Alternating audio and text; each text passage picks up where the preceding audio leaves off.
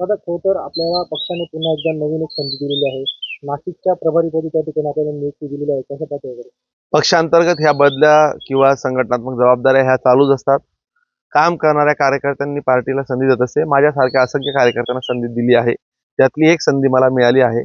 पक्षाने दिलेल्या संधीचं सोनं करेल एवढंच मी या निमित्ताने सांगेन. दादा सध्या विधान परिषदेची निवडणूक होती आहे आणि याच्यात भाजपा आणि त्याच्यासोबत जो समविचारी पक्ष आहे शिवसेना शिंदे ग्रुप तोही या इलेक्शन इच्छुक आहे म्हणजे लढत इच्छुक कुठली आहे. जळगाव स्थानिक स्वराज्य संस्था का? नाही विधान परिषद बरं. राज्यामध्ये. मग आता बघा त्यांचा फॉर्म्युला ठरेल, वरती ठरेल, कोर कमिटी ठरवेल आणि असे निर्णय हे काही स्थानिक आमदार किंवा आम्हाला विचारून घेतले जात नाही. ते पक्षाच्या सगळे समन्वयाने विचारांनी आणि देवेंद्रजी आणि वरती अमित भाई आणि मोदीजी आणि प्रदेशाध्यक्ष राष्ट्रीय अध्यक्ष यांच्या माध्यमातून निर्णय होतात. ते निर्णय ते करतील. दादा मागे आपल्याकडे गिरणा बचाव एक आंदोलन झालं. या आंदोलनामध्ये आपल्यावर काही आरोप करण्यात आले. कसं पाहता? आरोप करण्याची लायकी काय आहे हे तुम्हाला माहिती आहे.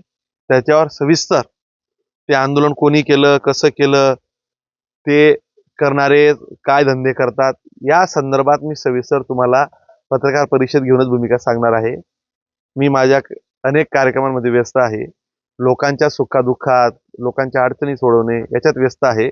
अशा लोकांना मी योग्य पद्धतीने लवकर उत्तर देईन. दादा अतिरिक्त जिल्हा सत्र न्यायालयासाठी त्या ठिकाणी मोठा निधी आलेला आहे आणि ती चाळीसगावच्यासाठी खूप मोठी बाब आहे. त्या कामासंदर्भात देखील प्रश्नचिन्ह उपस्थित करण्यात आले. कसं बघा आता जसं ते काँग्रेसचे काही लोक आहेत ते महिला विरोधी आहेत, तसे काही आपल्या तालुक्यात विकास विरोधी लोक आहेत. म्हणजे त्यांच्या बुद्धीची किव झाली पाहिजे. रॉयल्टीचा प्रश्न घेऊन गेले. लोकप्रतिनिधी 5-5, 10-10 वर्ष राहिल्यानंतर 1 रुपये सुद्धा रॉयल्टी सरकारी कामांची बुडवता येत नाही. जर त्यांनी पावती दिली नाही रॉयल्टी भरल्याची तर ती बिलातनं कमी होते.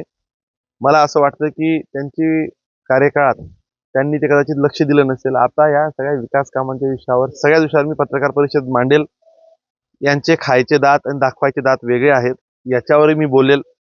जनमानसामध्ये यांच्याविषयी काय भूमिका आहे लोकांनाही ते सगळं माहिती आहे. मला असं वाटतं की त्याच्यावर आता भाष्य योग्य वेळेस मी करतो आणि त्या लोकांना अगदी फार महत्त्व देण्याची गरज नाही. आता खरं तर महिला आरक्षणाला त्या ठिकाणी विरोध झालेला आहे.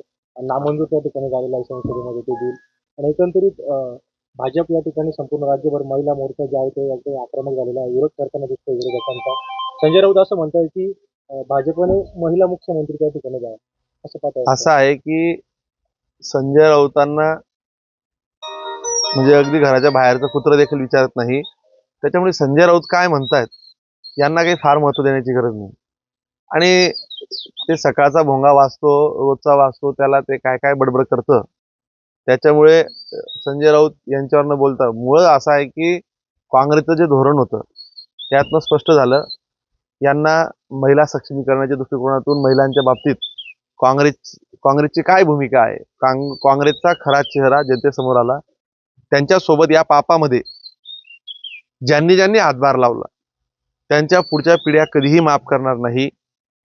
काँग्रेस विरोधात ज्यांनी ज्यांनी मतदान केलं त्यांना अजन्मभर त्या महिलांपुढे डोळ्याला डोळा कधी घालून फिरता येणार नाही.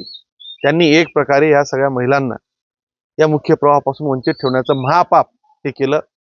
पुढच्या पिढ्यानपिढ्या म्हणजे त्यांच्या पुढच्या पिढ्यांना देखील मनात राहील की आमच्या परिवारातल्या काही लोकांनी हे महापाप केलंय.